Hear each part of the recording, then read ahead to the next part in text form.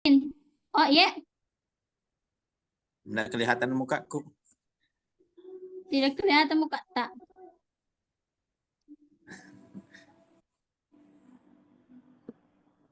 Eh, Pak Ustadz Kak itu Iya, mari saya ini apa cari colokan terlebih dahulu saya mungkin bertanya karena ini laptop sementara lowbat. Yang pertama pertanyaannya eh, terkait ulama kita Kiai Haji Ambot Dalil dan Kiai Haji Muhammad As'ad yang tentunya sangat familiar di Sulawesi Selatan, bahkan menjadi patron ulama-ulama kita pada saat ini.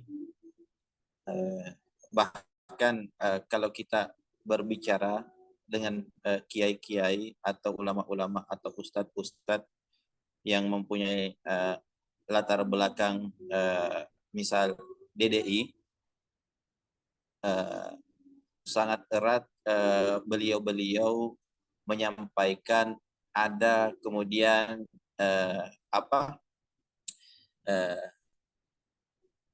ada senus-senungan begitu, terkhususnya kalau dari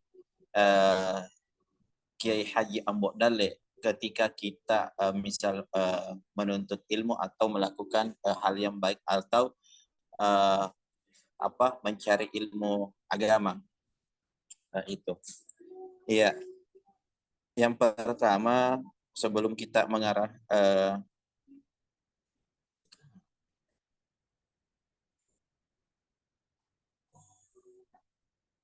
oh iya, muka saya sudah kelihatan. Yang pertama terkait latar belakang sebetulnya ini yang menjadi pengantar memasuki pembahasan inti Kiai Haji Ambok Dale dan Kiai Haji Muhammad As'ad. Tadi sempat disinggung persoalan penyebaran Islam awal tahun 05 Masehi oleh tiga dato atau Tridato, terkhususnya di Sulsel, dan tadi disampaikan juga dibagi-bagi ya.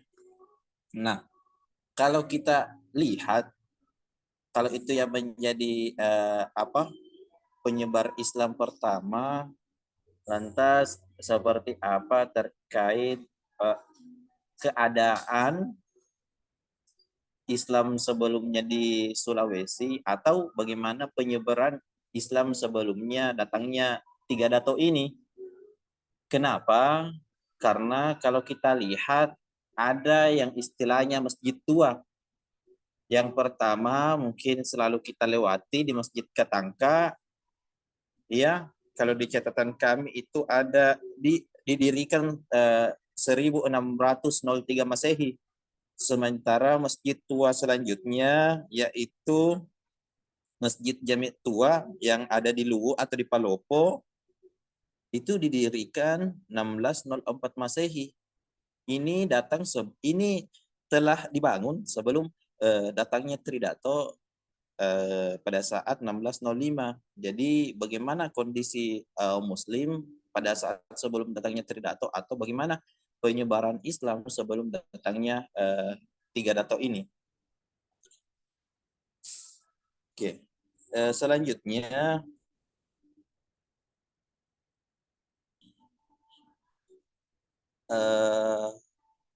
tentunya tadi juga disampaikan Islam itu terus disebarkan di Sulsel, bahkan dianggap tadi Kiai Haji Ambok Dale dan Kiai Haji Muhammad As'ad berperan penting dalam penyebaran Islam. Yang jadi pertanyaannya, bagaimana proses Islamisasi yang dilakukan oleh kedua beliau ini? Ya, bagaimana proses Islamisasi? Selanjutnya, tadi Ibu Lutfia mengirim, atau semalam Ibu Lutfia mengirimkan file atau PDF penafsiran dari karya Kiai Haji Ahmad Dahlan. Nah, bagaimana kalau kita lihat ini ada beberapa ayat-ayat yang ditafsirkan, ya. Ada beberapa ayat yang tidak ditafsirkan dan tidak menggunakan penulisan secara mushafi atau bukan penafsiran yang selanjutnya, misal dari mulai ayat berurut, mulai dari Al-Fatihah, Al-Baqarah, dan selanjutnya. Yang jadi pertanyaannya, apa motivasi dari Kiai Haji Ahmad Dahlan kemudian menafsirkan beberapa ayat-ayat tertentu ini, ya.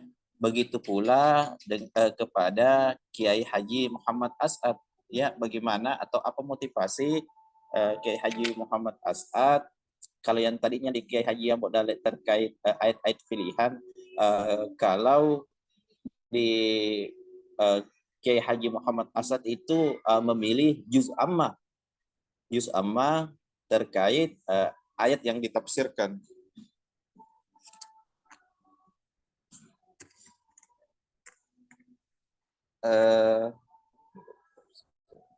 Mungkin itu dulu sebagai pengantar kami terkait pertanyaan kepada pemakalah kedua. Mungkin selanjutnya juga kami akan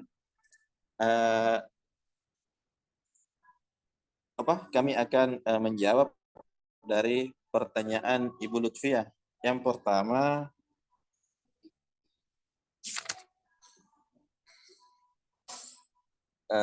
karakteristik dan metodologi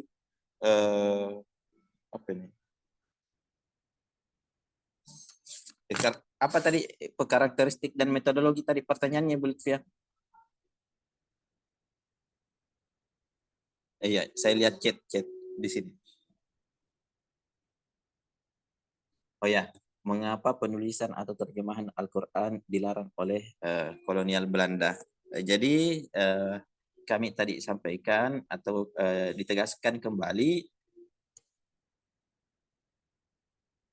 pada intinya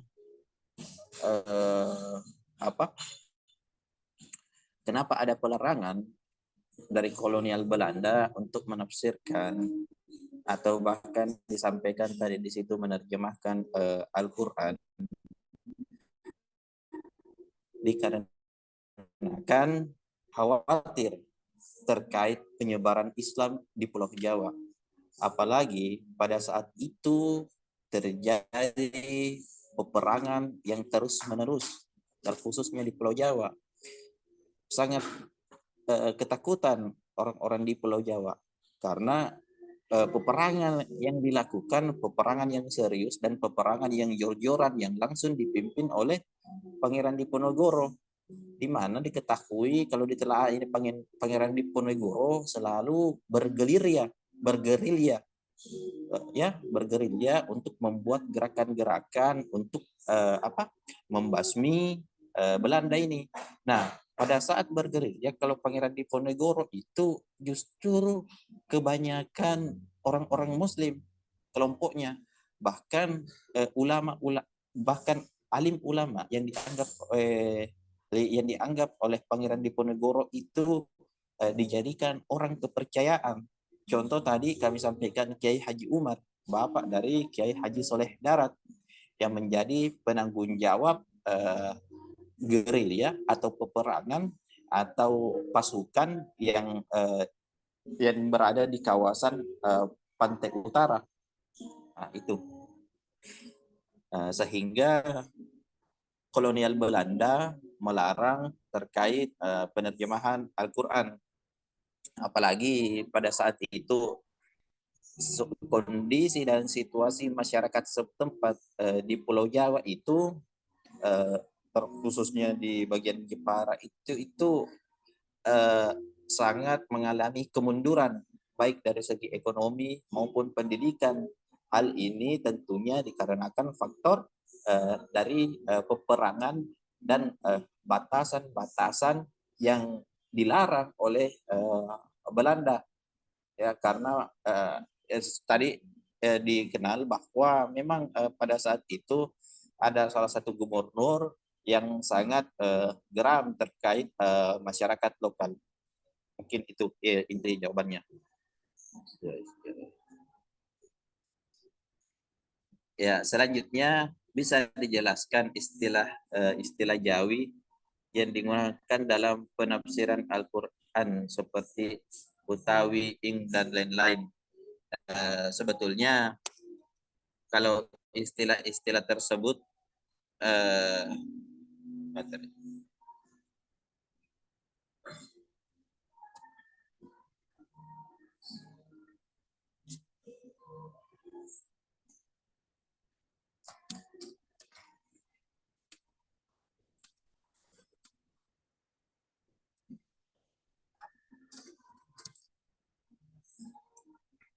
sebetulnya kalau terkait keterangan-keterangan dari istilah-istilah bahasa Jawa tersebut, sebetulnya kami kesulitan terkait penjelasan-penjelasan berikut.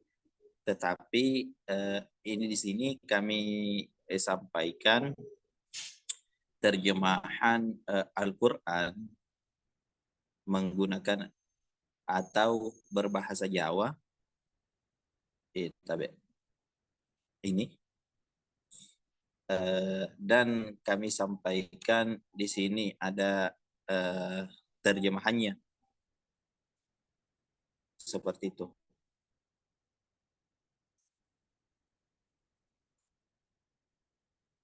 Mungkin itu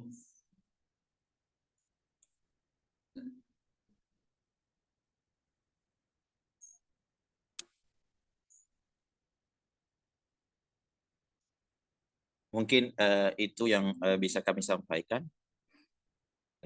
Kami juga kesulitan terkait penjelasan bahasa-bahasa Jawi. Kami kembalikan kepada Ibu Lutfia, mungkin ada tambahan atau sanggahan. Ya.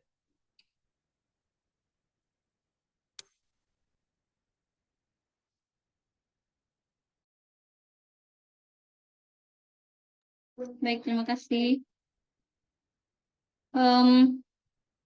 Mungkin ada sedikit tambahan kalau menurut ini terkait pembacaan Jawinya. Biasanya itu mereka membaca Utawi, Ing, Iku. Itu kalau dalam bahasa Arab kayak mereka kembalikan kepada kayak mubtada'nya, khobarnya, begitu kayak apa di susunan SPOK-nya, penggunaan Ing Utawi Iku seperti itu. Seperti yang sependek yang kami pahami. Mungkin segitu saja sedikit penambahannya. Kemudian apa lagi nih? Saya mencoba menjawab dari pertanyaan Ustadz Habibi. Jadi bagaimana penyebaran Islam sebelum kedatangan Datuk Talua? Dari pernah kami mengikuti salah satu apa namanya kegiatan yang diadakan di Balat Lompoa, Goa. Jadi di sana itu mereka menjelaskan asal usulnya dari kerajaan Goa tersebut dan lain sebagainya, keturunan-keturunannya, kemudian menjelaskan bagaimana adat istiadat mereka saat itu. Nah, sedikit kami ingat mungkin jadi sebelumnya itu ada seorang raja, yakni Raja Talok di Malingkang Deng Manyori. Beliau memeluk agama Islam. Jadi sebelum ketiga datuk datang ini berarti sudah ada penyebaran Islam saat itu sebelumnya mungkin. Nah, kemudian nama dari Raja Gotalo ini berubah menjadi Sultan Alauddin. Nah, beliau itu memilih agama Islam sebagai eh, apa namanya agamanya atau agama resmi dari kerajaannya. Nah, Jadi memang sebelumnya sudah ada agama Islam, akan tetapi mungkin menurut syariatnya mungkin tidak sesuai dengan yang seharusnya. Jadi akhirnya eh, raja Raja Goa ini mendatangkan ketiga datu ini, ya, ketiga ulama ini untuk eh, sebagai perantara untuk memperbaiki syariat-syariat yang mungkin belum sesuai di Sulawesi Selatan pada saat itu. Kemudian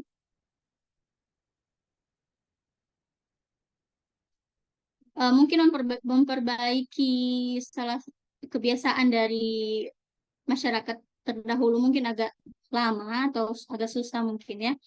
Jadi sempat tadi kita bahas setelah ketiga datu ini datang belum di belum tidak terdeteksi beberapa ulama lagi setelah abad ketiga datuk tersebut kemudian muncul Syekh Yusuf Al-Makassari dan juga setelahnya itu belum terdeteksi mungkin ulama setelahnya. Jadi kayak kembali lagi begitu kebiasaan-kebiasaan dari masyarakat tersebut. Nah, akhirnya pada abad ke-20 ya ini muncullah dua ulama dari kota Bugis yakni Muhammad Ki Anreng Gurunta Muhammad As'ad dan juga Anreng Gurunta Ambok Dale. Jadi mungkin keduanya ini bertugas atau berinisiatif memperbaiki syariat-syariat yang sempat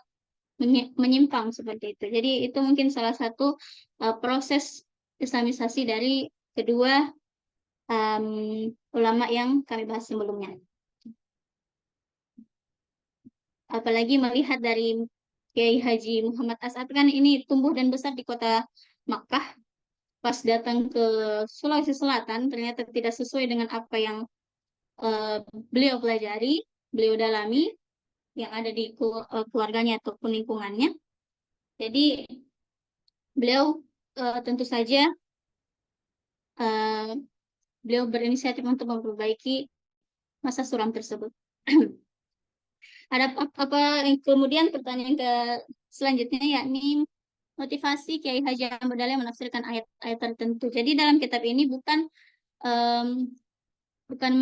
menafsirkan bagaimana bukan seperti penafsiran seperti tahlil atau jumali yang sesuai dengan mushafi.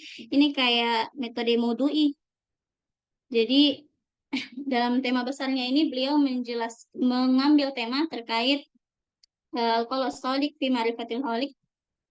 Jadi tidak semuanya Al-Quran itu beliau bahas dalam kitabnya ini. Jadi kalau saya sih seperti melihatnya seperti metode tafsir maudhu'i. Jadi beberapa kitab, beberapa ayat saja yang beliau angkat ke dalam kitabnya ini. Tapi belum sesuai dengan kriteria-kriteria tafsir maudhu'i seperti yang ada pada saat ini. Kayak tafsir apa itu sesuai dengan metode yang disampaikan oleh Al-Farmawi atau yang lain. Jadi belum ada di sini disebutkan asbab nuzulnya atau yang lainnya. Kemudian kenapa Kiai Haji Muhammad As'ad memilih tafsir Juz Ammah sebagai penafsirannya? Jadi beliau ini memilih surah ini karena dalam surah ini memiliki tema sentral yang membahas terkait kronologi hari kebangkitan.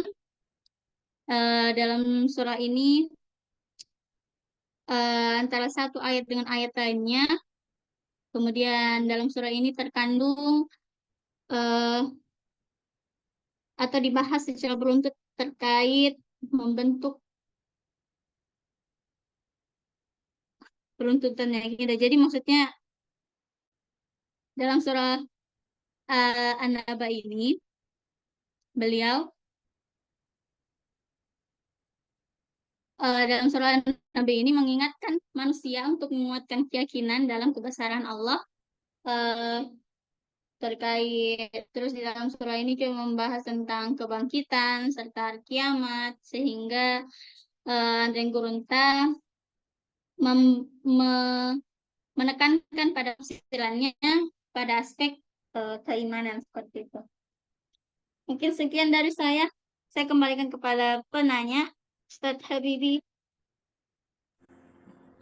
Ya, terima kasih atas kesempatan yang diberikan Ibu Lutfia. Oke, tadi disampaikan persoalan kedatangan Islam ya. Tadi sempat disinggung juga kerajaan Teluk dan sempat disinggung Sultan Alauddin.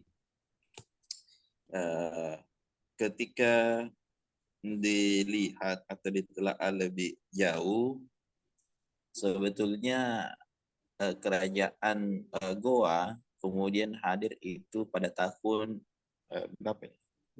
1607 kalau nggak salah, 1607. Sementara yang disampaikan oleh Ibu Lutfia dalam makalah itu terkait datangnya Tridato ini mulai dari 1605, dan tadi itu kalau seperti itu menggugurkan alasan bahwasanya Sultan Alauddin yang kemudian memanggil tiga dato ini. Itu pernah kami mendengar cerita bahwa Sultan Alauddin ini tidak memanggil tiga dato ini, akan tetapi setelah tiga dato ini datang sebelum Islamisasi kerajaan Goa, maka terjadi pertemuan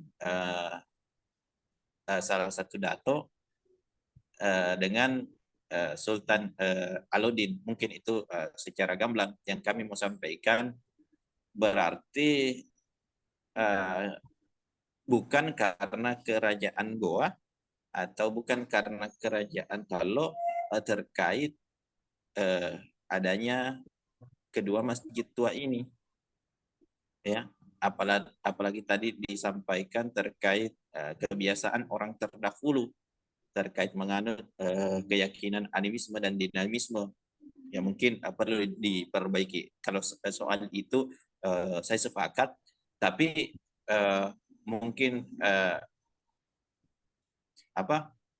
sulit kalau menjadi alasan terkait animisme dan dinamisme adanya masjid atau seperti apa, karena kalau kita lihat di Jazirah Arab sebelum datangnya Islam juga, Mekah juga menjadi tempat peribadatan kaum kafir, ya seperti itu.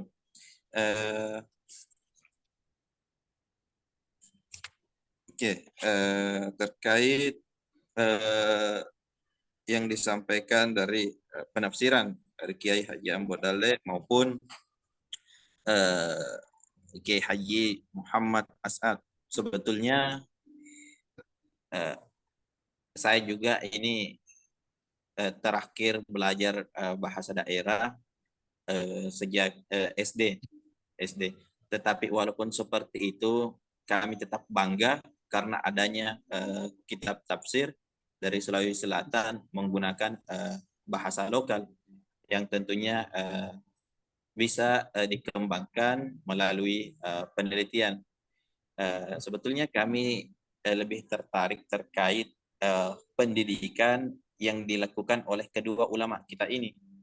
Kenapa? Karena sama-sama pada akhirnya sama-sama mendirikan pesantren. Ya, ada di Mangkoso, ada di Asadia, tetapi ada pembacaan kami terkait DDI, Darul Da'wah Irsyad. Tuh. Ini menjadi sangkut paut juga, terlepas dari sezaman, terlepas dari sama-sama masyarakat Sulawesi Selatan lokal. Nah, ada sebetulnya ketertarikan kami terkait DDI itu sendiri, persoalan penisbahan istilah DDI. Ya, apakah hal tersebut merupakan sebuah gagasan yang dikemukakan oleh kedua ulama ini, karena sama-sama menggunakan DDI, ataukah walaupun kedua ini pernah mengemukakan DDI atau melihat kedua mempunyai pesantren, dalam hal ini menjadi dasar sistem kependidikan, akan tetapi istilah DDI juga tidak lepas dari sangkut paut ulama-ulama ulama-ulama di Sulawesi Selatan, ya, atau ada sangkut pautnya DDI dengan organisasi besar kita Nahdlatul Ulama, ya, ataukah karena sependek pembacaan kami DDI pernah, atau Darul Dakwah Irsyad pernah disebutkan sebuah sistem pendidikan atau pendidikan oleh Muhammad Abduh di Mesir, ya. Kenapa? Apalagi Muhammad Abduh ini terkenal dengan gerakan pembaharuan, karena masyarakat lokal di Mesir pada saat itu ternyata ada melakukan peribadatan yang tidak sesuai dengan syariat Islam. Sehingga mungkin Muhammad Abduh melahirkan sebuah pemikiran-pemikiran yang pembaharu. Mungkin cukup sekian dari kami. Kami kembalikan ke pemakalah, dan terima kasih juga. Mungkin akan diperjelas selanjutnya oleh Ustadz kita, dosen kita, Ustadz Muhammad Irham. Sekian.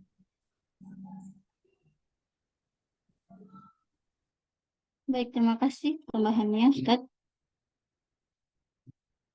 Oke, selanjutnya kami berikan sesi kepada dosen pengampu, yakni Ustadz Dr. Muhammad Irham MDH. Ini kepada beliau kami persilakan. Ibu Lutfi sudah menyanggah tadi ya? Sudah menyanggah ya? Atau belum? Sudah ya? Ya, Ustadz. Sudah juga menyanggah? Sudah juga membalas? Menyanggah? Belum? Sudah, Ustadz. Atau sudah ya? Oke. Sudah tadi. Oke, Alhamdulillah, kita mulai. Bismillahirrahmanirrahim. Assalamualaikum warahmatullahi wabarakatuh. Waalaikumsalam warahmatullahi Waalaikumsalam warahmatullahi wabarakatuh. Alhamdulillah, wassalatu ala rasulillahi wa ba'du. Puji syukur kepada Allah, salawat dan salam kepada Nabiullah Muhammad sallallahu alaihi wasallam. Allahumma salli wa sallim wa barik alaihi. Ya. Banyak cara menjelaskan atau membuat sebuah disertasi. Di semester 1 ini saya harap Anda sudah siap-siap segera dan akan betul membuat disertasi. Ya. Kajian penelitian boleh. Kajian penelitian itu boleh dalam bentuk tafsir maudhu'i, bisa dalam bentuk seperti ini, kajian kitab. Ustaz, enggak jelas suara tak? Oh, tidak jelas ya. Boleh dalam bentuk kajian kitab. Bagaimana suara saya? Masih belum jelas atau bagaimana? Ya, Atau sudah jelas Ustaz. sudah ya. Kalau begitu Sudah jelas, Ustadz. saya off-kan video mungkin ya, karena malam itu jam-jam sibuk ya. Saya juga baru mengajar malam 2 kali ya, hanya bersama Anda semua ya. Dan seterusnya. Siapa tahu ya, siapa tahu Anda ingin melihat metodologi penafsiran ya dari dua gurutta ini, ditambah juga dari gurutta Sa'ad dan juga ini derajat ini darat ini. Siapa tahu belum ada yang membuat dalam bentuk disertasi ya, dalam bentuk disertasi. Saya rasa penelitian beliau menarik ya, menarik. Apalagi sekarang saya lihat kalau mau dikasih masuk di Scopus, jurnal-jurnal internasional dan dilirik oleh dunia, saya lihat kajian-kajian, di antara kajian-kajian yang dilirik dunia itu adalah kajian lokal budaya setempat. Ya, misalkan Anda bicara adil dalam Al-Quran, Ya, secara umum sudah banyak dan orang orang Inggris, orang Barat di luar sana sudah tahu apa itu adil, ya kan? Apa itu takwa? Klasik itu sudah biasa dijelaskan ya. Tetapi Anda sebagai orang Bugis Makassar mengangkat kajian Bugis Makassar itu yang tidak ada di Amerika, itu yang tidak ada di Malaysia, ya kan? Itu tidak ada di Jawa dan itu bisa Anda kaji. Makanya Prof. Muhsin itu kaji dalam disertasinya tentang transformasi kajian tafsir lokal yang ada di Sulsel lah secara umum ya. Oke. Contoh Al-Qaulus Shadiq ya, sudah khatam Anda itu Lutfia tentang buku Al-Qaulus Shadiq atau masih meraba-raba atau bagaimana? Belum. Belum Atau Ustaz, karena ya, belum tahu. Sebelumnya memang belum pernah belajar tentang Lontara Bugis, ya, jadi oke. memang masih dari awal sekali nih belajar Ya, oke, oke, kitabnya. betul, betul. Jadi kalau tidak tahu bahasa lontarannya, jangan memaksakan diri. Tadi ada yang Indonesia, itu saja ambil ya, dan seterusnya. Kalau Anda tahu, silahkan. Tapi kalau baru belajar, seperti kemarin ini, ada anak S2 mau mengajukan judul, tapi tidak tahu bahasa Arab. Masalahnya dua lagi kita tafsir dan bandingkan. Bahasa Arab dengan bahasa Persia, Syiah. Nah, tidak tahu bahasa Persia, tidak tahu juga bahasa Arab. Hanya semacam apa? Semacam anu saja, semacam apa ya namanya istilahnya? Terjemahan saja. Nah, tidak bisa. Kalau secara pemantik saja boleh, pemantik makalah, tapi ini tidak bisa. Kita lanjut. Anda harus melihat dalam kitab tafsir. Pertanyaan pertamanya, ingat, karena kita kajian tafsir, ada berapa ayat di kitab tafsir itu? Dari kemarin ini belum dimunculkan. Saya simpan-simpan ini. Tidak ada yang memunculkan. Al-Qaulus Shadiq. Ada berapa ayat di tafsir itu? Bukunya Gurutta Sa'ad, dua bahasa. Ada berapa ayat di dalam tafsir itu? Ya, kita ini terinspirasi dari kajian tematik. Tadi adil, tadi ini. Berapa kata adil dalam Al-Quran? Ada berapa? Nah, itu pertanyaannya ada berapa? Begitu pula karya Soleh Darat itu. Ada berapa ayat di dalam kitab tafsirnya? Oh, itu tadi juz amma, juz ini, juz ini, juz ini. Oh, termasuk bismillahnya juga dan sebagainya. Ya. Yang kedua, ada berapa ulama yang dikutip, ulama tafsir yang dikutip. Oh, ada di situ Al-Ghazali. Tapi Al-Ghazali lihat, Al-Ghazali itu juga ahli hadis. Al-Ghazali juga seorang sufi, ahli tasawuf. Al-Ghazali juga apalagi ahli ahli filsafat. Nah, Al-Ghazali bukunya apa dong? Apanya dulu? Ya kan? Ah, iya, iya. Dilihat dulu. Oh, buku tafsirnya, buku hadisnya, Musnad Syafi'i dan seterusnya. Oke? Maka Anda lihat At-Tabari juga jangan langsung ahli tafsir. Tidak. Muhammad bin Jarir At-Tabari itu, Abu Ja'far itu bukan hanya ahli tafsir, juga ahli sejarah. Juga tahu hadis. Karya-karyanya juga bukan selain selain tafsir ada banyak. Ya kan? Ah, jadi di situ. Jadi dilihat. Dilihat ada berapa ulama dan berapa referensi kita tafsir yang dikutip. Ya. Data-data awal ini biasa orang anggap receh, tetapi penting. Tapi penting, ya. Nah, kemudian jangan hilangkan tripologi dalam penelitian tafsir ini. Saya lupa saya sudah jelaskan di sini atau di kelas lain. Karena saya juga mengajar metodologi tafsir, saya lupa di sini. Coba saya ulang saja. Tipologi tafsir itu sangat penting. 3 penelitian yang Anda harus teliti ketika menafsirkan sesuatu. Memahami sebuah kitab. Oke? Oke? Ya, 2 aspek penulis dan satu aspek penulis, 2 aspek kitab. Nah, jadi semua saya gabung menjadi 3, tripologi 3. Jadi penulisnya, kemudian kitab tafsirnya ada 2 yang ada aspek.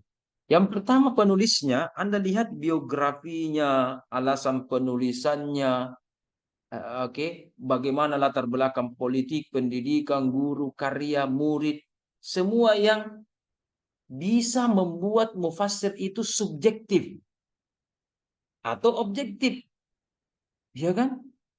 Coba lihat Sayyid Qutb membuat tafsir, yang sangat berapi-api. Wah, subjektif. Secara ilmiah ada subjektifnya. Kenapa? Dibuat di penjara. Mengabi-abi, banyak tentang pergerakan politik. Oh, dibuat di penjara. Nah, itu. Ya. Di satu sisi juga Prof. Buya Hamka membuat sebuah tafsir di penjara. Tetapi kenapa beda? Kenapa beda? Karena dia relatif saya dikatakan Nggak jelas suara. tidak jelas juga suara saya. Oh, tidak jelas. Tapi Ustaz nggak jelas. Oke, tidak jelas lagi. Oke, oke, oke, oke, oke. Oke, oke. Bagaimana sekarang? Sudah jelas Ustaz. Sudah jelas. Nah, Iya, oke, mungkin iya. Sudah, begitu Ustaz. kalau malam. Oke.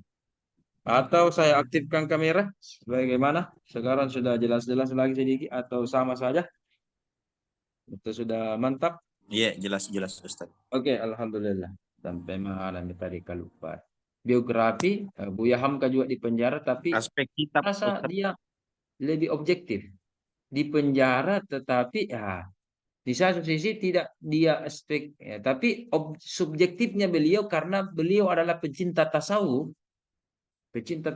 maka buku-bukunya itu, karya-karyanya itu banyak nuansa-nuansa sastra dan seni dan hal-hal yang mengandung sofistik dan seterusnya.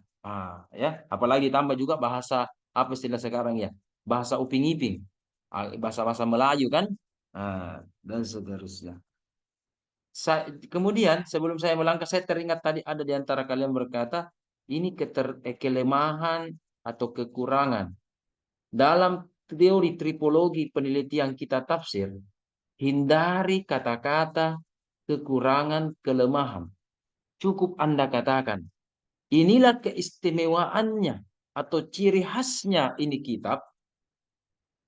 Inilah keterbatasan ini kitab.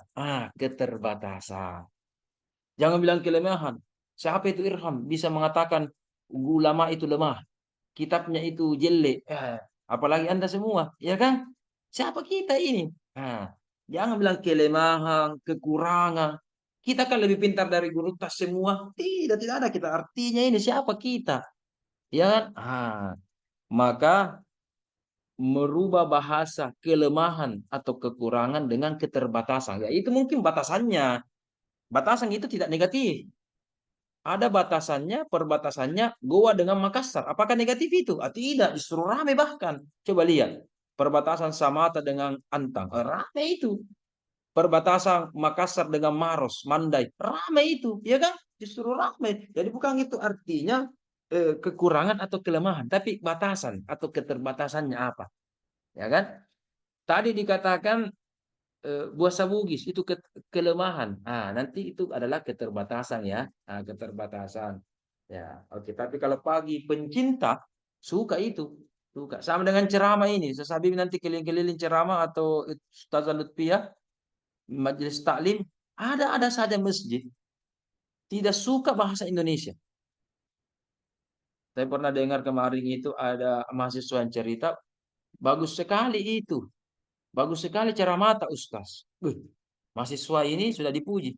Mahasiswa ini sudah dipuji. Bagus sekali aja. Ayatnya bagus sekali. Hadisnya bagus sekali. Masya Allah. Tapi satu bahasa Indonesia dipakai. Masuk. Nah, bagus sekali. Tapi bahasa Indonesia dipakai. Berarti artinya gunakan bahasa Bugis kah atau bahasa Makassar kah. Ada juga daerah suka campur-campur. Ya. Dan seterusnya dan seterusnya. Sama ini karya tulis. Ada bahasa Melayu, ada campuran, ada ilmiah, ada juga bahkan sudah beredar itu, saya sudah baca itu 10 tahun, 20 tahun yang lalu, ada juga namanya tafsir gaul. Menafsirkan surah Al-Isra, surah Al-Kahfi, pakai-pakai lolo, gue, karena memang kalangannya anak muda. Iya kan, lolo, gue. Itu jarang itu loh, ada kita tafsir pakai lolo, gue, bahasa-bahasa gehol, iya kan? Rata-rata bahasa akademik, karena yang dia sentuh ini bukan mahasiswa tafsir, tetapi anak muda yang baru hijrah atau orang-orang Jakarta yang baru hijrah kemudian mempelajari tafsir, itu kan? Dan seterusnya. Oke. Sekarang saya mau butuhkan satu contoh dari masing-masing kalian. Untuk lebih lanjutnya, coba Ibu Lutfiah. Bisa ditampilkan bukunya Gurutta, Al-Qaulus Shadiq.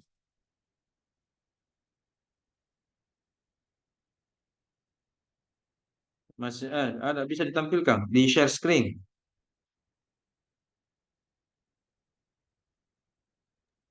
Tapi Ustaz, Oh, oke, oke, oke.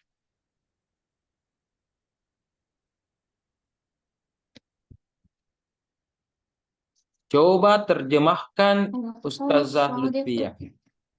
Apa terjemahannya ini? Al-qaulu artinya perkataan. Al-qaulu artinya perkataan. As-shadiq apa? Fi ma'rifatil khaliq apa? Dan seterusnya. Coba, coba. Coba. Coba bisa diterjemahkan. Terjemahkan.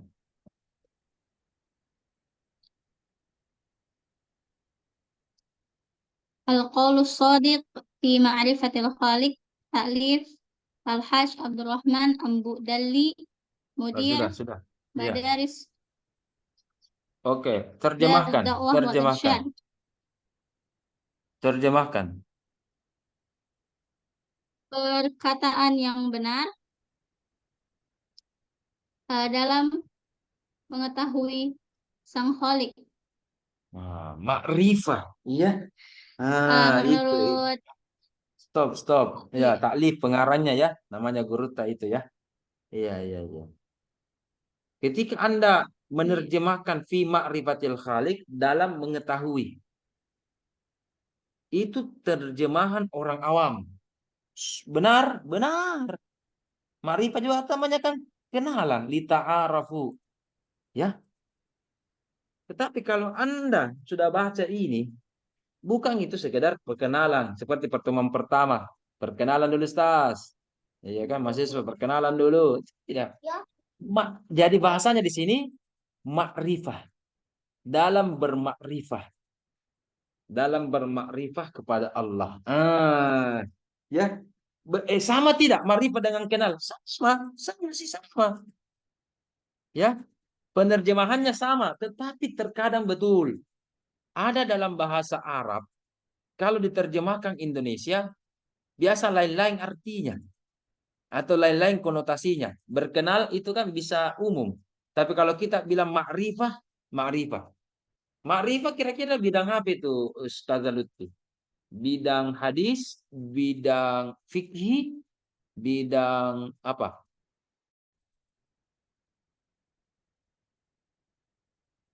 Ada berapa? Ada berapa apa makrifah? Makrifah itu bidang bidang ilmu apa itu Ibu Lutfiah?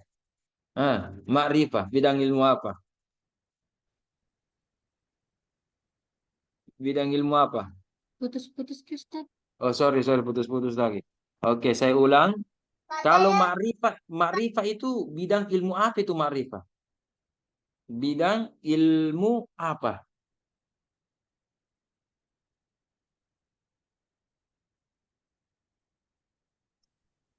Tasawuf Ustaz. Putus-putus. Aduh, ya, ya. Bidang bidang ilmu apa itu makrifah? Nah, saya chat kalau Tasawuf apa begitu. Ustaz? Itu. Itu dalam bidang tasawuf. Tasawuf, ya. Dalam bidang tasawuf. Berarti dalam judulnya kita sudah tahu ini tafsir isyari, ini tafsir sufistik ini. Nah, ya. Nah, pasti Iya, banyak berbicara tentang Allah. Pasti iya banyak betul. berbicara tentang makrifat, tarekat, ayat-ayat tasawuf, waliullah, roh, kolbu, dan Iya. seterusnya. Mau buktikan? Coba buka halaman 1 dan seterusnya. Ada tidak kata-kata yang saya sebutkan tadi itu? Hmm. Ah, eh, je, je, je, je. Ah. Wa ma khalaqtul Alhamdulillahilmuwaffiq. jinna wal insa illa liya'budun. Oke. Terus. Anda tahu ini apa nanya? Oke, kita lihat. Terus lagi di Iya. bawahnya. Terus lagi di bawah. nasi buku simpan. Ah. Ya ibadi, lau anna awwalakum. Ah. Yang di bawah lagi ya ibadi, lau anna awwalakum wa akhirakum. Oke, oke. Terus. Ini ada hadis qudsi nih. Ya ibadi innama hiya ammakan. Ibadi berarti tentang hamba. tentang penghambaan. Nah, itu, ya kan? Tentang penghambaan diri. Masya Allah. Nah, berarti betul-betul ini. Ini tentang bernuansa tasawuf. Bernuansa tasawuf. Beliau hubungkan itu tadi dengan hadis qudsi. Ada tidak yang Anda tulis bahwa salah satu coraknya Guru Tambok Dalle ini menghubungkan hadis qudsi? Ada dalam makalah Anda? Tidak. Hmm. Apa perbedaan hadis qudsi dengan hadis nabawi, Lutfiyah? Kenapa langsung Guru Tambok Dalle mengambil hadis qudsi, bukan hadis nabawi? Innamal a'malu binniyat. Sallu kama ra'aitumuni usalli. Ya kan? Kenapa langsung hadis qudsi? Apa konotasi dan perbedaan hadis qudsi dengan hadis nabawi, Lutfiyah? Tahu tidak? Hadis qudsi kan hadis yang disampaikan langsung oleh Allah. Terus kalau hadis nabawi ya dari Nabi Muhammad sendiri, Ustaz. Oke, itu anunya. Tapi bidang bidang apa? Fikih dan bidang-bidang ilmu lainnya itu mungkin cukup namanya hadis nabawi. Tapi masalah penghambaan itu salah satu identik dengan hadis qudsi. Kalau Anda baca kumpulkan hadis qudsi, ya, semua hadis qudsi yang ada, itu cuma tentang penghambaan. Ya, tentang tasawuf banget. Ya kan? Kalau tentang fikih, tidak usah itu hadis qudsi, hadis nabawi saja. Bagaimana cara sholatnya, takbirnya, nabi, apanya, hadis nabawi saja. Dia itu kauliyah atau fi'liyah, cukup. Cukup, itu saja. Tetapi hadis nabawi itu berkaitan tentang hablum minallah. Kalau hablum minannas cukup itu fikih saja, hablum minannas. Iya kan? Tapi hablum minallah itu. Hah? Ini sudah dipakinta ini dari awal ini. Sedikit. Bahwa itu adalah penghambaan diri kepada Allah Subhanahu wa taala. Jadi apa? Kenapa? Ah, kenapa? Ah, ya, dijelaskan itu. Ya. Sorry, saya tak lupa itu tipologi tafsir ya. Ada tadi biografinya, mufasir. Dua hal itu. Yang pertama, karakteristik kita tafsir. Dan yang ketiga adalah metodologi kita tafsir. Apakah tahlili, maudu'i, coraknya apa? Nah, itu ya. Nah, ketika Anda membahas nanti atau merevisi nanti makalah Anda, saya minta tripologi ini putus-putus lagi suaraku. Sudah milih berhenti makin paling kalau putus-putus lagi suaraku ini. Kenapa ini? Jadi nggak mungkin.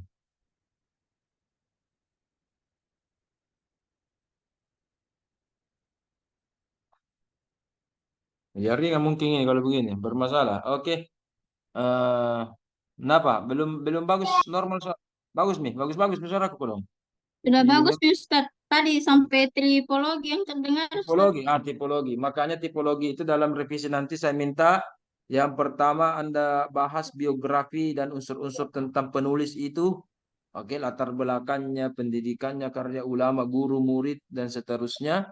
Kemudian Anda membahas tentang karakteristik dari kitab tafsir itu apa. Dan yang ketiga adalah metodologi kitab tafsir itu bagaimana. Ketika ini rampung, maka itu jelas. Nah, kenapa penting itu biografi? Nanti, kalau Anda ingin melihat, ini kitab tafsir ini corak apa ini ya? Corak apa ini? Oke, Guru Tasawuf ini membuat kitab apa ini? Oh, ternyata Guru Tasawuf itu adalah apa istilahnya ya? Khalifah atau mursyid tarekat sejak berada di Mekah. Beliau asistennya memang itu Syekh Ali As-Sunusi tadi. Itu betul memang. Itu salah satu mursyid dari Khalifat Tarekatul Muhammadiyah. Ya. Oke. Makanya termasuk Guru Sa'ad, Guru Tak Mbok Dalle, Guru Tak Muhammad Nur dan memang rata-rata ulama yang dari Sulawesi Selatan ke Mekah, itu tarekatnya Tarekatul Muhammadiyah. Nah, termasuk beliau. Nah, beliau ya. Wajar. Ternyata dia ada lari-lari tentang penghambaan diri. Guru tak ambo dale, kenapa lari ke tasawuf? Oh, tentang begini. Oh, ternyata guru tak ambo dale juga pat tarekat. Tarekatnya guru tak ambo dale itu yang saya ketahui 3. Tarekatul Muhammadiyah itu dari tadi alias Sunusi Al-Muhammadiyah, dari Tarekatul Syaziliyah sama guru tak Mustamin dan sama Imam Lapeo, dan tarekat Naqasabandiyah itu guru tak Ambodalli. Lebih-lebih juga guru tak Sa'ad juga tarekatul Muhammadiyah. Bisa dikatakan ya Pak Habibie dan Ibu Lutfi, saya lihat ini ulama-ulama ya. Sudah 6, sudah 7 ulama yang kita teliti. Saya lihat rata-rata itu tafsir isyari atau tafsir tasawuf yang digunakan. Ya, kalau sampai pertemuan ke-8 ini Anda masih meragukan eksistensi tafsir isyari, itu sungguh fatal. Indonesia tidak akan merasakan agama Islam terbesar di dunia kalau dulu ulama kita hanya mengatakan tafsir apa? Tafsir fikih. Tidak berhasil. Tidak berhasil itu. Tafsir fikih tidak berhasil. Cuma mengandalkan tafsir bahasa. Tidak berhasil. Tidak berhasil. Ya. Ternyata sampai guru tak Ambudalle kan meninggal ya tahun 2000-an lah ya. 99 2000-an ya abad 20 lah. Abad 20 awal 21 itu ternyata guru tak masih atau para penyebar mufasir kita masih menggunakan tafsir isyari. Kalau begitu, kenapa sekarang orang menghindari atau membid'ahkan? Nah, Masya Allah. Ya, nah itu pelajari itu. Ibu Lutfia dan Pak Habibie, kalau sholat mungkin secara syariat benar, tetapi secara sufistik, apakah sholat tak diterima atau tidak? Wallahu a'lam bishawab. Maka tafsir isyari membahas tentang itu. Ya, mohon maaf ini. Ada orang sholat jelek lagunya. Ya, misalkan ada orang sholat ini di masjid Ibu Lutfia, apalagi masjid Mardiyah. Lagu-lagunya jelek. Ya, jelek lagunya. Kemudian itu mengganggu konsentrasi Anda. Atau bahkan ada yang salah tajwidnya, tergelincir. Sengaja tidak sengaja kan yang tergelincir. Namanya orang biasa Okotski, salah ucapan, ya kan?